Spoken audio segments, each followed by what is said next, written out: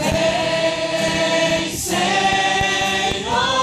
e me resgata todos os dias, só pra te adorar. Sua alma, a força do seu coração, com sinceridade. Seu perfume, primeira essência. Você quer realmente ser o jardim particular do Senhor, jardim pessoal do Senhor, que só Ele tem acesso, só Ele vai regar, só Ele vai plantar, só Ele vai podar.